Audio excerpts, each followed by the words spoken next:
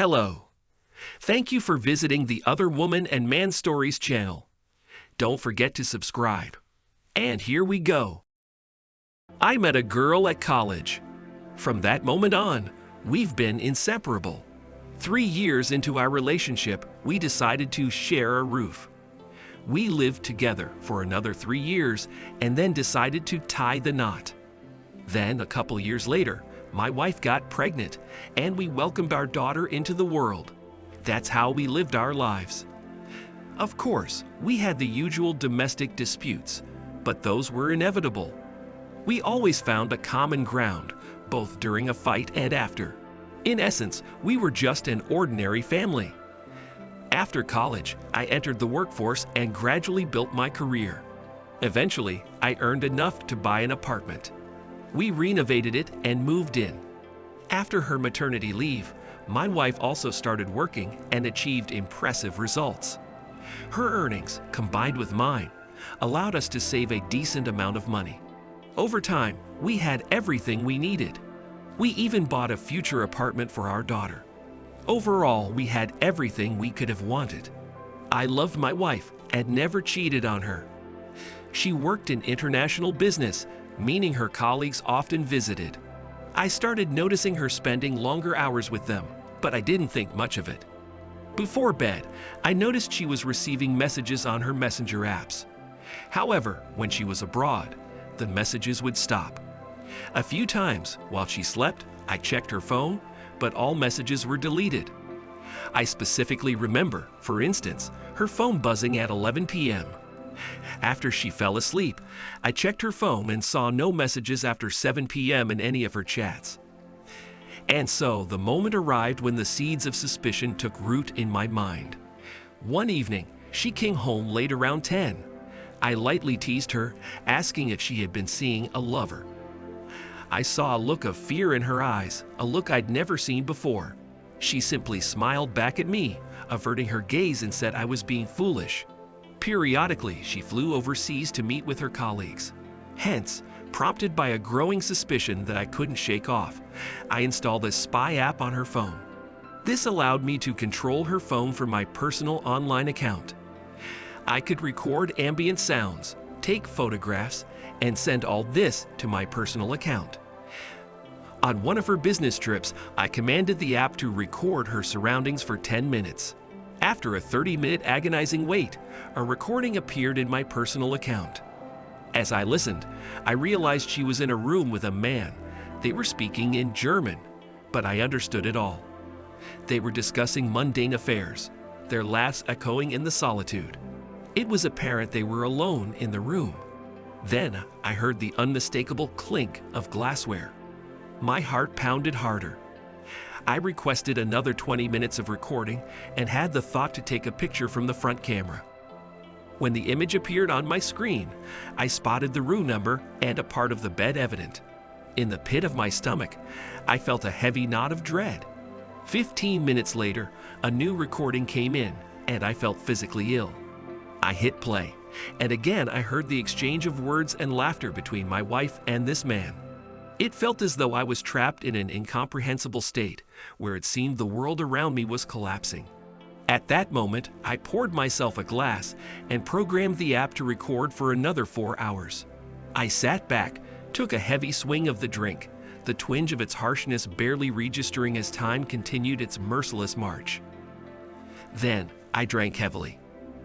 In the morning, my daughter woke me, ready for school. I told her she could skip today, and I informed my workplace that I would be taking a few days off. My wife was due to return home on Sunday, and I sat down to listen to the 4-hour-long recording. But all it took me was a gut-wrenching 40 minutes. It was at that moment I heard the moans of the woman I had shared more than 13 years of my life with, and I knew all too well what those moans signified. At that moment, pain pierced through me, as if a knife was thrust into my heart. It felt as though I was experiencing physical pain. I sprinted to the bathroom, where I violently cast up. I didn't know what caused more suffering, the hangover or the situation. I stood in the cold shower for 20 minutes. Then I took our daughter to my folks, promising I'd explain everything later, and returned home. She called me at noon and asked affectionately, "How are you doing, darling?" I stayed silent, holding the cell phone to my ear, unable to utter a single word. After she repeated the question, I somehow composed myself and replied that I was fine. Blaming the bad connection, I told her I was feeling under the weather and intended to spend a few days at home. That day was the hardest for me. I was witnessing hell, clueless about what to do or where to hide. The noise in my head was so deafening that I couldn't hear my thoughts. I sat on the couch and wept, then rage engulfed me, eventually followed by lethargic apathy. The more emotions I spilled, the lighter I felt. I could feel every bit of affection I had nurtured for her throughout these years slowly dying within me. By the end of the day, I was near emotionally dead. By day's end, I was almost emotionally numb. In the evening, I logged into my account once more and began sending commands to her phone. I started receiving images from her bag and her table. Sound recordings arrived, indicating she was at some restaurant with a lot of people around. Apparently, they truly were her colleagues. But then the chilling evening ritual started. The phone on the bedside table again, their voices. Only this time, minus the moaning. I couldn't stand it anymore and dialed her faraway number. She picked up on the fourth ring. I could hear her breathing heavily. I asked her what's happening. Why is she panting so hard?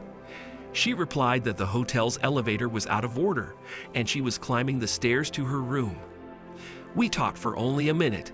It was excruciatingly hard. I had to maintain my cool, ensure my voice didn't betray me. I told her I was off to sleep, wished her sweet dreams, and hung up. Then I sent a command: take a series of photos using the front camera. This time, she made a blunder. Following our conversation, instead of the bedside table, she placed her phone on the bed. The front camera began sending a couple of skewed but comprehensible photos. A top view of half of her naked body in a straddle position over another body. After that, I received an audio recording, relaying sounds all too familiar to me, sounds that left no doubt about her activities. It was the last straw. I saved those recordings and materials, even though at that moment she had already become a complete stranger to me. Until Sunday, I didn't attempt to figure anything else out.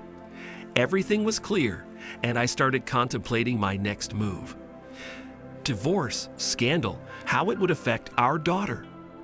After all, she was only 9 years old. And the harsh reality of her mother's infidelity was a whirlwind I was unsure of how to navigate. On Sunday, closer to late evening, she returned home and reached out to embrace me, but I turned away. I told her I was sick, though a part of me wanted to let my hand fly across her face. I sought refuge on the sofa in my study that night. The next morning, I woke earlier than her, unable or unwilling to be by her side, and hurriedly rushed to work. I spent my entire day in the office, working like a zombie. Then, I gathered all the recordings and photos onto a flash drive. I added a video message addressed to her, which I had recorded in a conference room at the office on my phone. The message was peppered with questions. Why? What were you thinking? Was I such a dreadful husband all these years that you simply decided to flush me down the drain? All the generic sentiments that well up when one is faced with such a situation. I then approached my boss, requesting an urgent week off. Without revealing the true reason, I informed my wife. I had to leave on an unexpected business trip for a day. I asked her to let our daughter stay one more day with her grandmother. I had a surprise for her, but would only return by the evening to quickly pack my bag. When I got home, my wife was already gathering my clothes for my trip, the picture of sweet innocence. But on seeing this charade, rage erupted within me. I snatched my bag, tossed the flash drive on our bedroom bedside table, and ignoring her puzzled look, marched out the house and took a taxi to our second apartment, a property we had purchased for our daughter's future. It was unoccupied at the moment. From there, I rang a friend, asking if he'd be up for a spontaneous few days away. He agreed, and we booked tickets for a late-night flight to Florida. It was while soaking up the Floridian sun that I poured out my entire story to him. We walked, relaxed, and of course spent time flirting with women. Truthfully, I no longer felt bound by any obligations towards my wife. I didn't answer my wife's calls, just sent her a message, informing her to insert the flash drive that was on the bedside table in the bedroom into her laptop. Half an hour later, my phone was ablaze with missed calls and messages. I didn't bother to read them, I just didn't care. I simply powered down my phone. We ended up roaming around Miami for 3 more days, and on Saturday I flew back home. Upon landing, I switched my phone on, and it hummed for a good 5 minutes, struggling to process all the messages she had sent me. I didn't open them. I didn't want to agitate myself before stepping into our apartment. The apartment was eerily quiet when I entered. I placed my luggage silently, undressed, and went to wash my hands. That's when she emerged from the bedroom. I had never seen her so disheveled and swollen-eyed, her face streaked with tears. She fell to her knees, stuttering an explanation through her sobs and sniffles. I showed no emotions and asked in a calm tone, "What are we going to do?" She pleaded for forgiveness, sobbing anew, confessing that she got too carried away, admitted that she didn't understand how things had escalated so horribly. She called herself a monster. But you know what? I felt nothing for her. No pity, no anger. She wailed, professing that she loved only me, always had, and everything happened due to her insatiable greed. She shared how, during my absence, she'd realized the mess she had gotten herself into. But as the saying goes, revenge is a dish served cold. I told her we were no longer husband and wife. We would merely act as parents to our daughter, putting up a facade of amity. But I would live my life, and she could live hers. She was only my partner in raising our child.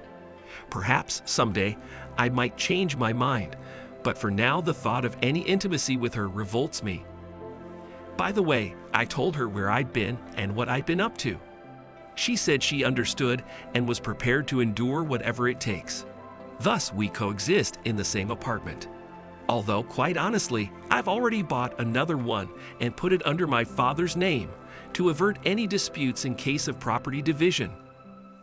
I mostly sleep in my study, although sometimes, to maintain appearances, I retire to our bedroom so our daughter can see us sleeping together. She tried to snuggle a few times when we shared the bed, but I was quick to end it.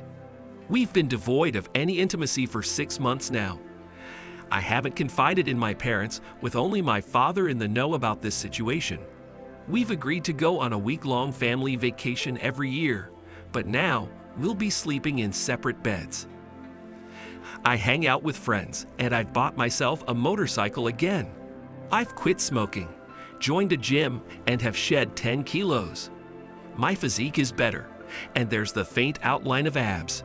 Sometimes I think she might walk up to me one day and declare she's had enough, and she's leaving. Or perhaps she would file for divorce, and we'd split our assets. But she hasn't, and I constantly catch her glances. You know, like the puss in Shrek. But honestly, I don't care anymore.